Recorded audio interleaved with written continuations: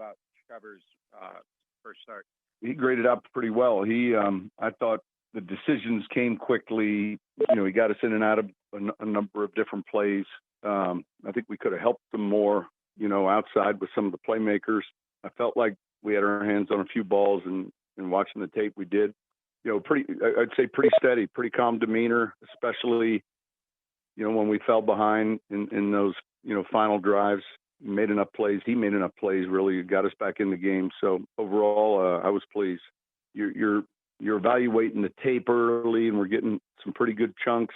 We ended up in some long yardage situations, too many offensive penalties. I'll be honest with you. It was frustrating watching the tape today, and Atlanta did a really good job in getting that win.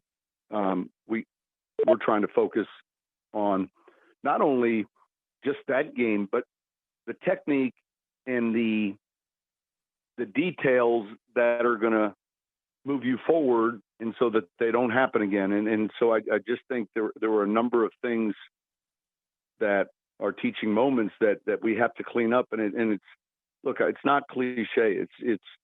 We're still in that race to get better. And I hear the term margin for error. I don't know who has the margin for error, really. I mean, does Buffalo have it? I don't know. They didn't play as well as they would have hoped. And so in our league, there is a weekly margin for error. And I think that, I think the details matter so much that regardless each week of who the games are, there's really good players on each side of the ball. So those are the things that we're focused on this morning, cleaning up in the meetings and making sure we see these things and then addressing them. How do we go about, fixing them? How do we go about becoming better with this technique?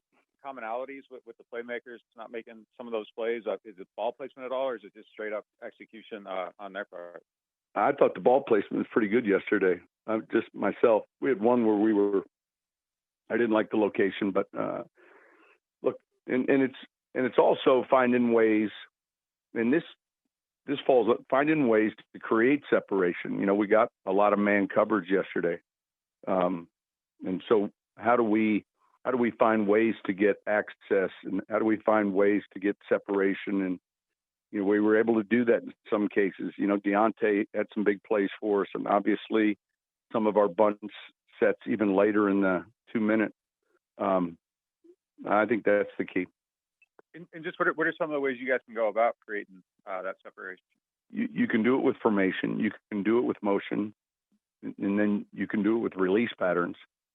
So, you line up in clusters and bunches, what we did for a number of these plays yesterday, which it forces you defensively.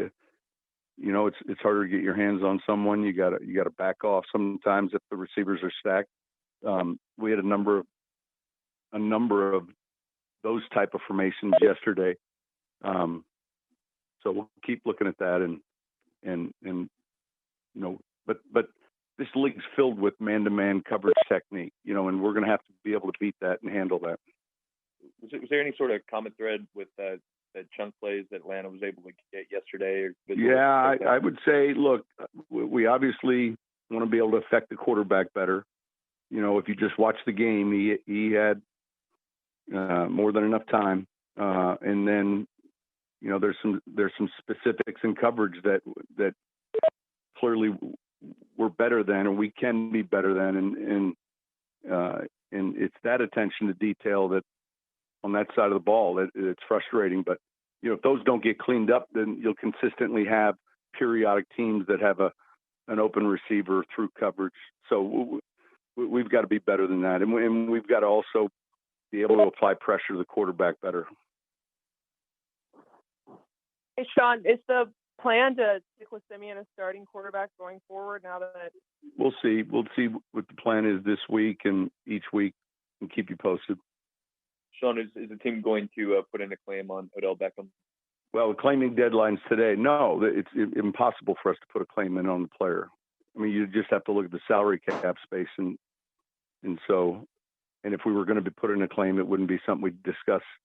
I know it makes hit-worthy news for everyone, but we wouldn't discuss that.